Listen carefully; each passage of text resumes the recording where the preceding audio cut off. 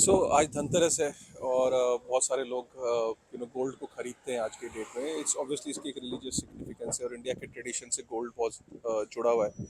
और गोल्ड की यही एक एक वन ऑफ द खासियत ये कि उसके अंदर एक इमोशनल अटैचमेंट भी है, राइट। और गोल्ड सदियों से उसकी जो यूनिक प्रॉपर्टी, उसका जो यूज़ केस है, चाहे ज्वेलरी में, ट्रेडिशंस में, उसको खास बनाता है। लेकिन अगर आज आप गोल्ड को बाय कर रहे हैं तो मैं ये भी कहूँगा कि यार आप मतलब बिटकॉइन को भी कंसिडर कर सकते हैं। वो भी एक तरीके का डिजिटल गोल्ड है। जितनी भी प्रॉपर्टीज गोल्ड की हैं वो बिटकॉइन के अंदर भी है। और यही कारण है कि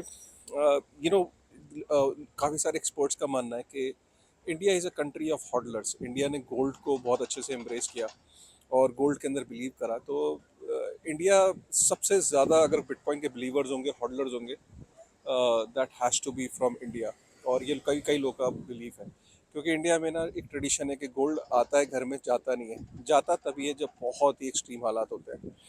तो जिस दिन गोल्ड की तरह बिटकॉइन भी समझ में आ गया तो इंडिया के अंदर India is going to be the bitcoin country.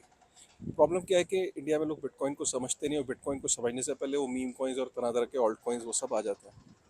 Gold के अंदर जितनी भी प्रॉपर्टीज है, जैसे गोल्ड एक नेचर, किसी मैन मेड मेटल नहीं है। नेचर ने उसको बनाया। बिग बैंग के बाद गोल्ड जो है वो दुनिया में मानते हैं क्या है, लैब के अंदर बनाया नहीं जा सकता। डिसेंट्रलाइज है, कोई उसको एक गवर्न नहीं करता। कौन से देश में किस ज़मीन के नीचे कोई नहीं जानता। और एकदम सबसे बड़ी जो खास बात है ना गोल्ड की, जो उसे स्पेशल बनाती है और मेटल्स के कंपैरिजन में, वो उसे खास बनाती है कि जितनी मर्जी उसकी डिमांड बढ़ जाए, उसकी सप्लाई उतनी तेज़ी से नहीं बढ़ाई जा सकती। सप्लाई बढ़ाई जा सकती है, इसके सप्लाई अनलिमिटेड है गोल्ड की। लेकिन माइनिंग डिफ़िकल्ट है, उसकी इतनी तेज़ी से सप्लाई नहीं बढ़ा सकते कि आपने आज सोचा कि यार गोल्ड का दाम तो बहुत बढ़ गया है, तो चलो यार गोल्ड ज़मीन के नीचे से निकाल के ले आते हैं और गोल्ड मार्केट में डंप कर देते हैं। ऐसा नहीं हो सकता। तो यही खासियत जो है, अगर आप बिटकॉइन के अंदर भी देखो तो बिटकॉइन रेयर ही नहीं, स्केयर्स है। नंबर पता है, इससे ज़्यादा बिटकॉइन कभी मार्केट में आएगा नहीं। और बिटकॉइन डिसेंट्रलाइज है, कोई उसको गवर्न नहीं करता। कौन उसे माइन करेगा पता नहीं। और सारे वर्च्यूज अगर उसके बस बिटकॉइन के अंदर एक इमोशनल अटैचमेंट नहीं। वो बात अलग है कि बिटकॉइन मैक्सिस उसके साथ इमोशनली अटैच है, और वो नंबर बड़ा कम है। बट एक दिन दुनिया में गोल्ड की तरह लोग उससे भी इमोशनली अटैच होंगे। बिटकॉइन का यूज़ केस आप हम सब जानते ही हैं कि सबसे ज़्यादा यूज़ केस उससे पूछो जिसका, रशिया जैसी कंट्री से पूछो कि क्या यूज़ केस है। जिसके 250 बिलियन यूएस डॉलर जो ट्रेजरीज में थे वो यूएस ने फ्रीज कर दिया। तो जो बड़ी बड़ी कंपनीज हैं, बड़ी बड़ी कंट्रीज, बड़े बड़े बैंक्स फ्यूचर में अपने पैसे को जब वो ट्रांसफ़र करेंगे, तो जिस तरीके से सेंसरशिप बढ़ रही है, जिस तरीके से सेंसर किया जा रहा है, सीज किया जा रहा है फंड्स को, तो उस हिसाब से बिटकॉइन का बहुत बड़ा यूज़ केस है कि ट्रिलियंस में पैसा चाहे उसके ऊपर, उस नेटवर्क के ऊपर ट्रांसफर होगा। ऑलरेडी वो वीज़ा और मास्टर कार्ड को बहुत पहले छोड़ चुका है पीछे। तो डिसेंट्रलाइज पेमेंट नेटवर्क के और उसका यूज़ केस है। और भी बहुत सारे यूज़ केस है।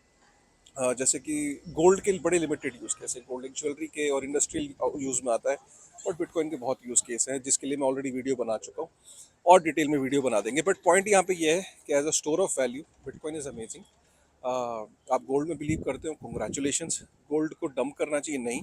गोल्ड की अपनी एक सिग्निफिकेंस है, एक फिजिकल एट्रीब्यूट है जो लोगों, कुछ भी कह लो, कितनी दुनिया डिजिटल हो जाए, गोल्ड में लोगों का विश्वास नहीं जाने वाला, विच इज़ ओके। बट साथ में अगर आप गोल्ड के बिलीवर हो तो आपको बिटकॉइन जल्दी समझ में आना चाहिए। तो मेरा यही टेक है कि यार आप जब भी गोल्ड को बाई करने की सोचते हैं और आप बिटकॉइन को ओन नहीं करते, कम से कम उस दिन समझ लो।